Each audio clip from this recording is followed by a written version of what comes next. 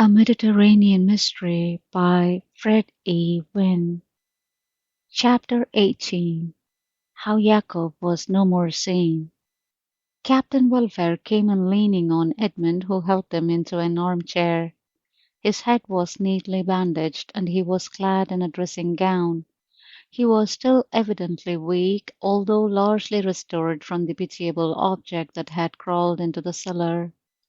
The bishop and I hastened to commiserate him, and I suggested his going straight to bed. "No, thank you, sir," he said, leaning back in the chair. "I'm better now. I shall be all right in a few minutes. Your man is getting me something to drink. Anyhow, I must keep on my legs for a bit. There is a deal to be settled and done tonight." "Where is Jacob?"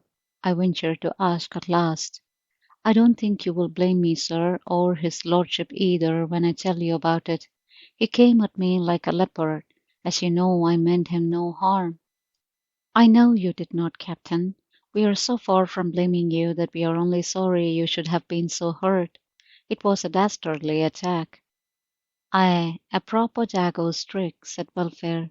He paused to sip a glass of hot milk and brandy which he had prescribed for himself, and which certainly seemed to revive him in a remarkable degree. "It was quite dark in that passage," he continued. "I stood about half-way up it, wondering would you have got my message. It seemed a long time waiting, but at last I heard the door open and shut, and then footsteps coming very quietly on. I flashed an electric torch to show I was there, and the footsteps stopped. I waited, and then, as I heard no more, I went up the passage searching it with the torch. Presently I saw someone crouching at the side. 'Is that Jacob?' I asked, but there was no answer. 'It's all right,' I said. 'It's me, Captain Ringrose,' which was the name he knew me by. Then he seemed to take a little run, stooping like an animal. I saw the glint of a knife, and he was on me. I don't rightly know how things happened then. Them natives always strike at your neck. Either I ducked or I happened to knock his hand up, but I felt the knife ripping my scalp. 'You rob me, devil, I kill you,' he says in a kind of snarl as I closed on him, and then by good luck I got his wrist in my left hand.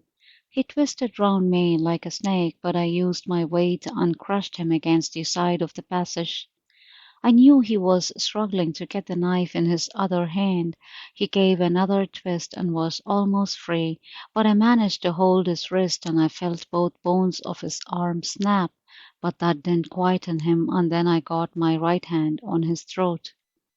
I knew my strength would go in a minute with the blood I was losing, and if I didn't quiet him I was done for. I felt him stiffen like a steel spring as I gripped his throat. Then a buzzing came in my ears. He went limp-like, and we fell together, me still holding him.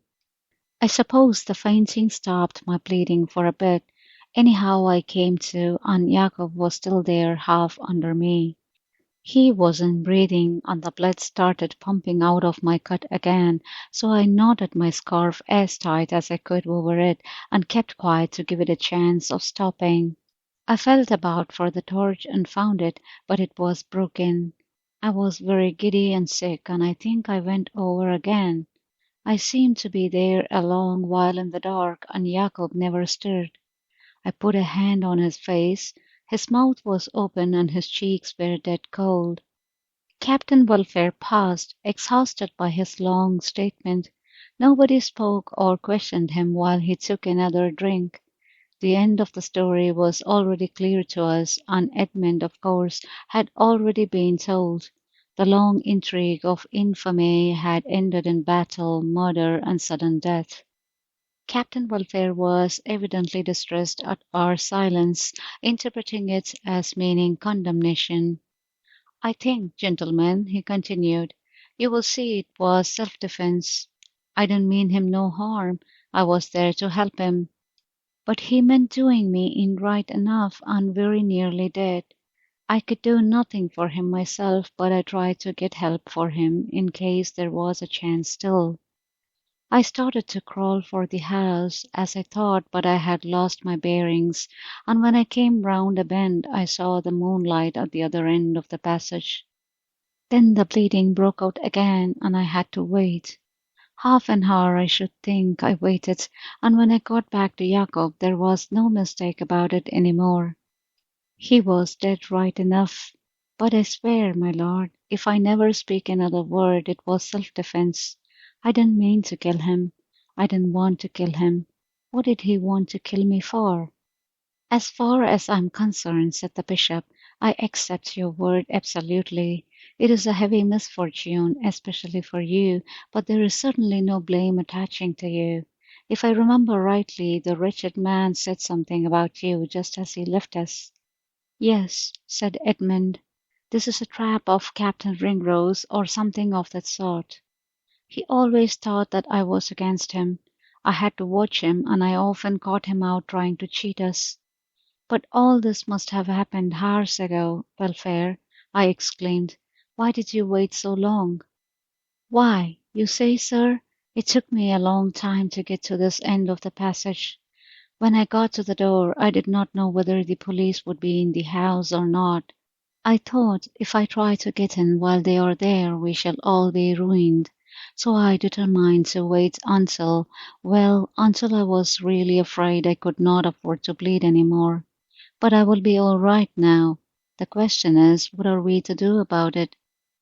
Unless we decide to own up to the whole thing, Edmund argued. We shall have to carry him out and leave him under the cliff. They will think he has fallen over in the dark. Welfare shook his head slowly. That would not do, he said. I could not see him in the dark, but there will be no mistake about the marks I have left on his throat. It wouldn't take a doctor to tell he was strangled. They would be bound to trace back to the passage and then ask how he got there and who killed him. An idea came into my mind, but I forbore to utter it. It seemed to me to come in the guise of temptation, temptation to use this catastrophe to further our own ends. We might take a boat and bury him at sea, Welfare suggested. This was so like my own idea that I looked around to see how the others took it. The bishop had been sitting in silent meditation. He now rose and stood with his hands clasped behind him, looking down on us with an expression of great sadness. Why not bury him where he is? He asked. It was my own idea, and I gasped to hear it propounded by him. This wicked man's life, he continued, was forfeit to the law. Had the law taken him alive, the law could have only slain him. That has been done as a result of his own wickedness and folly. Of what use is it to hand over his dead body to the law? He wrought enough mischief in his life. His dead body would but work more.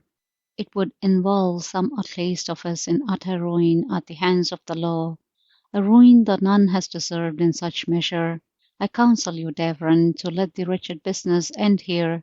The man was not of our faith, so could not claim Christian burial or consecrated ground, but he was a human being and shall not be buried like a dog. There was again silence among us, a silence quickened with apprehension. It became clear to me that the idea that had germinated in my own mind had only seemed to be tainted with guilt, because my soul was not seated high enough for clear moral judgment. The intrinsic rightness of the thing was manifest now that Parmenter had placed it in the clear light of an honest man's independent decision. As it happened, welfare became our spokesman, and his primitive outlook on life was the one thing needed to express the attitude of each one of us. If this seems the straight thing on your lordship, he said, it's good enough for me.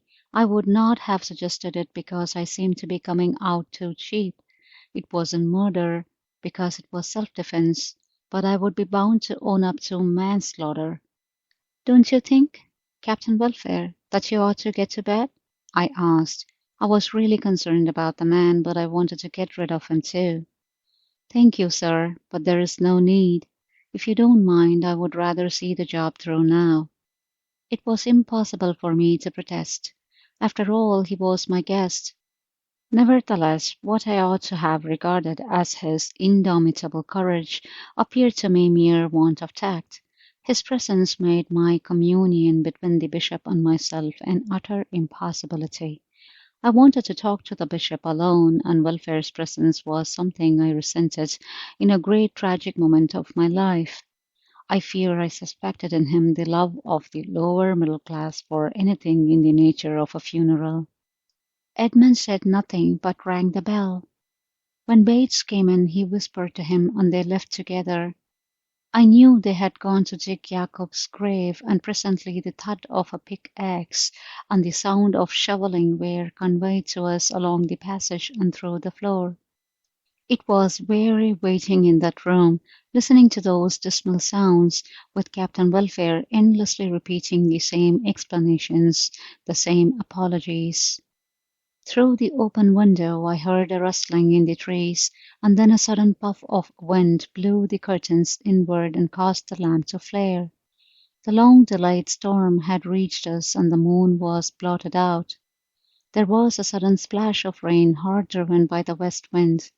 I rose to shut the window, and looking out the thought came to me that this darkness and confused rushing of the wind was more natural for the passing of Jacob's disordered soul than the serene tranquillity that had preceded it. It was as though the west wind had arisen to bear that soul back to the east, where alone it could be at home. 1 o'clock had struck when Edmund came back, soiled and perspiring, to tell us that all was ready. Captain Welfare insisted on accompanying us, exhausted as he must have been, and he was helped down the stairs by Edmund. By the light of a stable lantern we made our way for the last time along the fatal tunnel, and found Bates awaiting us. The grave was dug close to the far end of the tunnel, and I marvelled at the immense amount of earth that had been removed in little more than an hour. The body of Jacob, shrouded in a white sheet, lay on a board beside the grave, with ropes in place for lowering it. The bishop took his place at the head of the grave, facing his congregation of 4. "My friends," he said, "this is a solemn moment which must ever be present in the memory of each of us.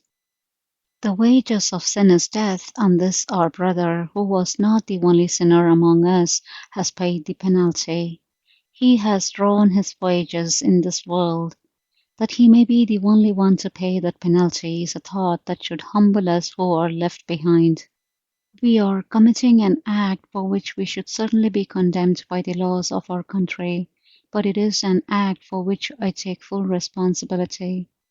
I am sure that it is not only expedient from the worldly point of view, but that it is right, because to act legally in this matter would cause injustice to be done in the name of justice. I therefore, as a priest, absolve you from responsibility in this matter, and I counsel you to pray for the forgiveness of God for the wrong that each of us may have done. Whether my judgment in this matter is right will be proved by the event. If this night's event should bring any of you to lead a better life and to serve God while you still have opportunity, I shall be sure that my action has God's blessing upon it. This man has died in his sin and without the faith that supports and consoles a Christian. But it is not for us to place limits on the mercy of Almighty God. Let us offer a silent prayer that that mercy may be extended to this our brother. As we continued in reverent silence round the grave, a pale gleam of moonlight faintly lit the scene, throwing dark shadows across the excavation and shining mournfully on the white wrapping of the corpse that lay beside us. Looking out through the opening of the tunnel, I saw as in a frame a portion of the sky. The main body of the great storm cloud had passed, and it was followed by a broken, hurrying rearguard of ragged clouds, through which the moon seemed to battle her way to the west, now submerged, now showing pale and dim, like the terrified face of a swimmer emerging between the waves of a heavy sea. At a sign from the bishop, the body of Jacob was lowered into the grave. We threw a little soil upon it with the customary words, "Earth to earth, ashes to ashes, dust to dust." Then as the grave was filled in, the bishop repeated one verse from the funeral psalm. For I am a stranger with thee and the sojourner, as all my fathers were, and then pronounced the benediction. Thus, with reverence and as much ceremony as is permitted by the rubric which prescribes that the office ensuing shall not be used for any that die unbaptized or excommunicate, the body of Jacob was committed to the earth, and his stormy passage through life ended almost within the precincts of my quiet Sussex vicarage. As we parted for the night to get what rest we could, I felt that my tranquillity was at last restored. I could think almost kindly of Jacob, for I believed that with him had gone the malign influence that had darkened Edmund's life and threatened to destroy his character. End of chapter 18.